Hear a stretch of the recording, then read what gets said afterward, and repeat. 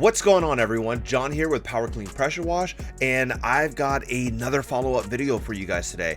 I have been with Angie's List since June of 2020. I think it's June 22nd of 2020, and I did a 30-day review of them. So I had them for 30 days and I did a review video, and I'll link that in the description below. Check out that video. A lot of great gold there. We're going to go over a lot of the same information as far as like comparative data.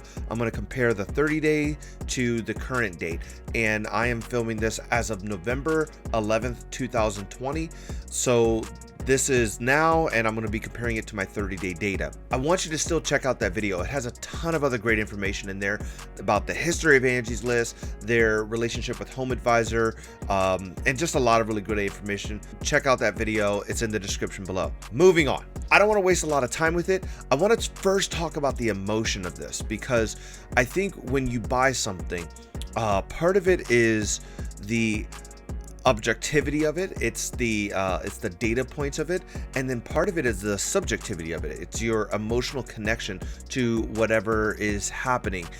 This is why you have people in the iPhone camp and the Android camp, or in the PC camp and the Windows lovers. You know, you have people in these different things, and yes, there's objective reasons to have both, but there still is a subjective feeling. Now, objectively, we're going to get into that in a minute, because objective is data, it's numbers, it's here's the hard facts, and sometimes the objectivity doesn't line up with the subjective feelings. So I want to talk about my subjective feelings first for just a brief moment, and then we'll get into the data points of it. The first thing is I have noticed a decline of Angie's List leads in the last couple months. Now, this is a decline in all leads. I'm seeing it across Home Advisor, Yelp, Google, Facebook, pretty much all my channels. I'm seeing less and less, and the reason I think is more weather. You know, this is I'm in the Northwest, and it's starting to get much colder outside. People's projects aren't really focused outside based. People are focused more inside based. The people are getting ready for holidays and Christmases, and they're saving money and all of these different things. All the reasons why you can name why my phone isn't ringing. That's what's happening right now. But we're still getting steady work. It's still going really good. With that said, Angie's List is contributing less to that steady work than some of my other channels are currently. I'm really excited to see what it does in like a March, April, May month. So I have a 1-year contract with them. That's something that I talked about in my last video. I pay $300 a month for a 1-year contract with them, and some of that information is going to be reflected into this data points. I kind of want to put an asterisk over the whole video as far as some of the data points, but I have felt in this time where Angie's List charges you $300 a month, no matter what they do, no matter how successful at all they are, it's $300 a month for the attempt at getting you leads. Whereas another service like Home Advisor only charges you for when they actually deliver a lead. Whether that lead is good or not, that's a different story. But they only charge you when they deliver a lead. With Facebook, it's a budgetary thing. You set a budget for ads. With Google, you set a budget for ads. So this Angie's List kind of fits in its own bracket, where it's a set fee for access to this network. It feels more like a chamber of commerce or something like that. Either way, when I pay the $300 a month, it feels really good when my phone's ringing. It doesn't feel really good when my phone's not ringing. So that has led to the emotion that Angie's List isn't worth it, right? I feel that Angie's List is doing me wrong. It's losing me money. It's costing me money. I'm getting more. I'm paying more out than I'm getting in, and all of these different emotions. And I'm telling you, I had every single one of those emotions until maybe 20 minutes ago when I plugged in all the data points and I saw the data for myself. And this is very important. I always said this: you have to measure your results. You have to measure your progress. You have to take measurements in your business and separate the objectivity from the subjectivity. Now, subjectively, I'm partially right. I am getting less leads. I am converting less. I am all of those things. but I want to go into the objectivity numbers of it, the raw data points, to show you what the actual truth is. So the first data points I want to talk about are my leads. In the first 30 days, I got 14 leads from Angie's List. That's not a ton, especially when you compare it to my Home Advisor numbers, but 14 leads from Angie's List. Now, I spent $300. That's an average of $21.43 per lead. Over the life of working with them, again, that's June to November, I have gotten 46 leads from Angie's List. So, that's a pretty good number of leads, and I've paid $1,500 for those. That's an average cost of $32.61 per lead. So my lead cost has gone up. Now, the reason why the lead cost has gone up is because, again, Angie's List has that fixed cost. I'm paying $300 no matter what.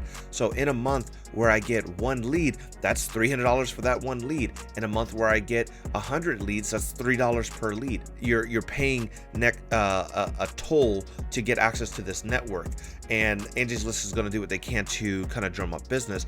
I am seeing more on Home Advisor. Check out that video. Make sure you check out my Home Advisor video. It's a good video. But I want to keep this focus on Angie's List here.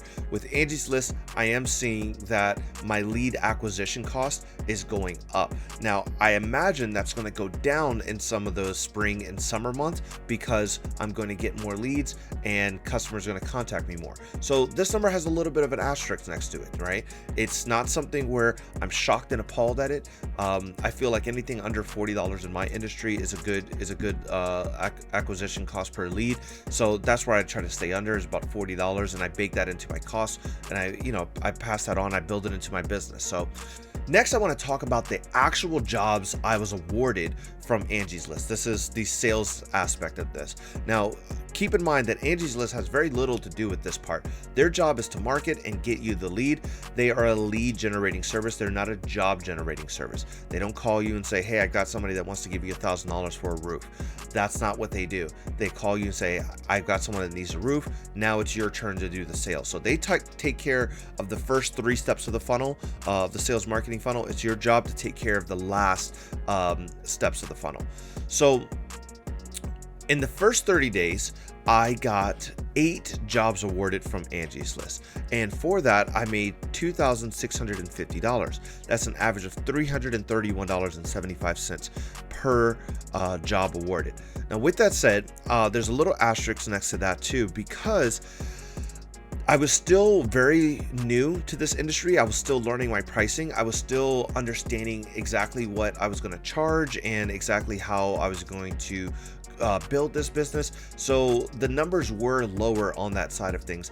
And again, that has nothing to do with Angie's List. That was me. That was my pricing. And you'll see in a moment that the numbers have gone up, partly because I've increased my pricing. I've kind of settled on what I feel is a good pricing structure for my business.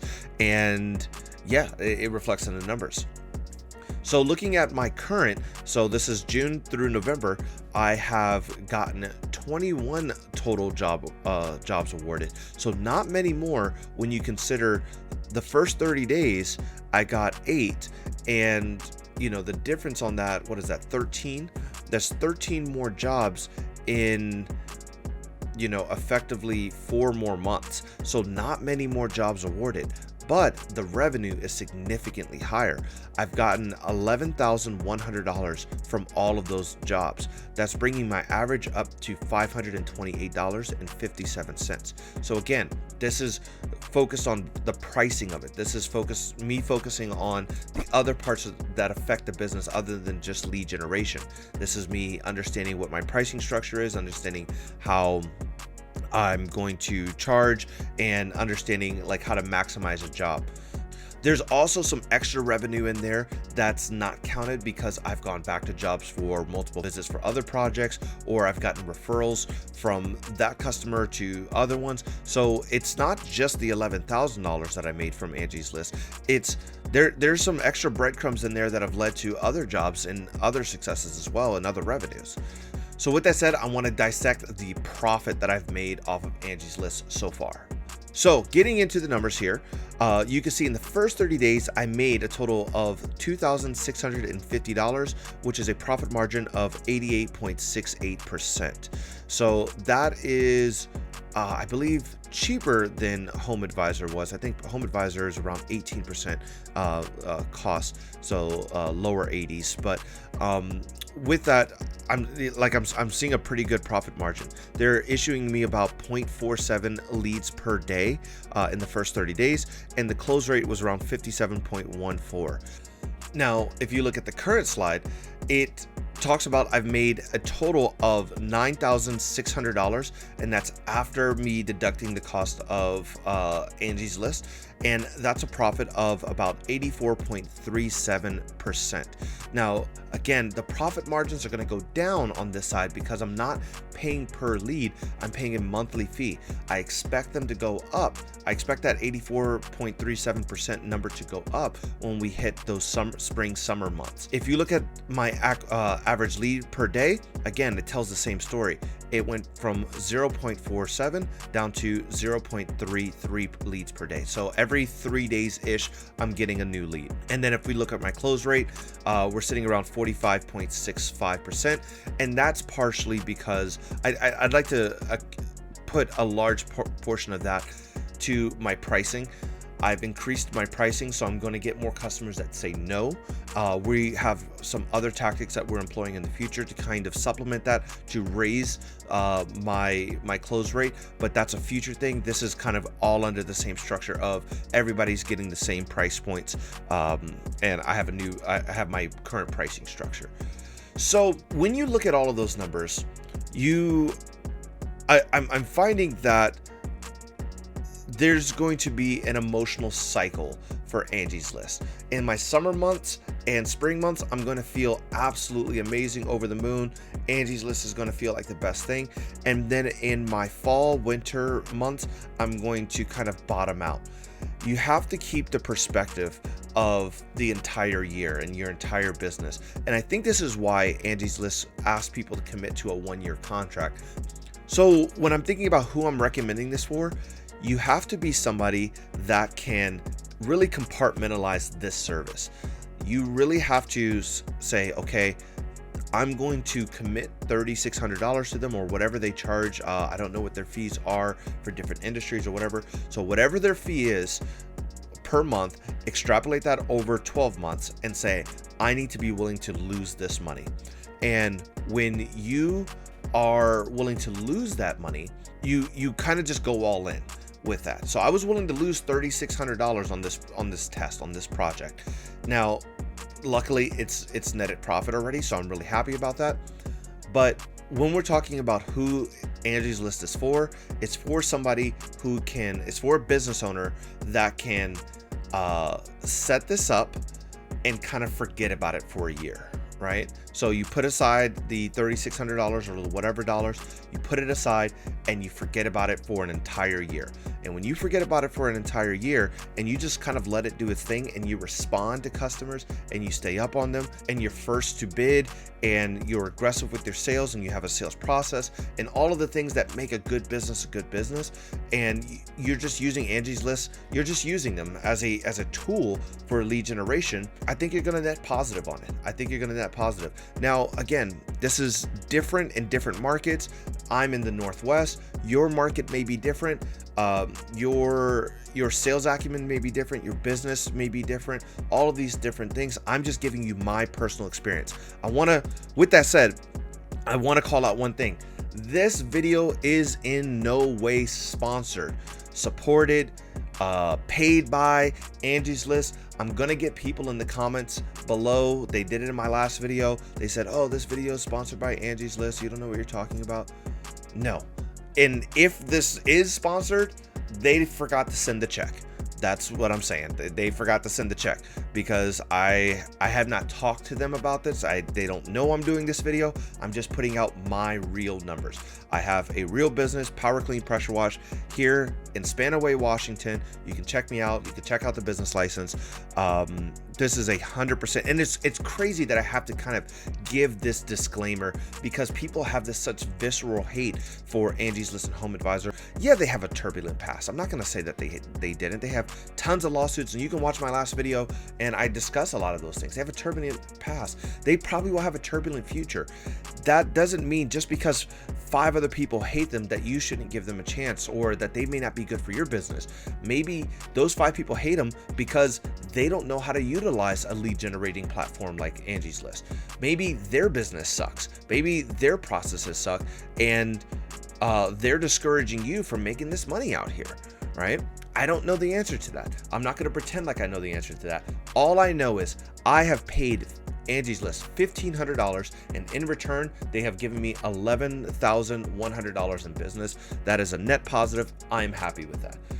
That's the video for today. I just wanted to give an update to Angie's List, mainly for me, honestly, because I was having some emotional responses to Angie's List. I was feeling that it wasn't worth it. I was feeling all of those negative feelings, but then I had to weigh that against the objective data, the empirical data. And when I do, I feel better about it, and it kind of squashes those emotions.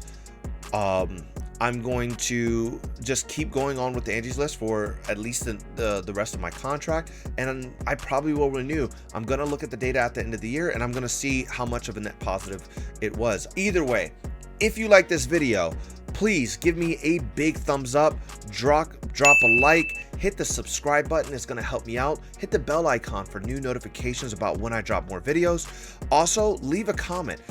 Are you thinking about getting Angie's List? And did this video sway you one way or the other? I really want to know if that did.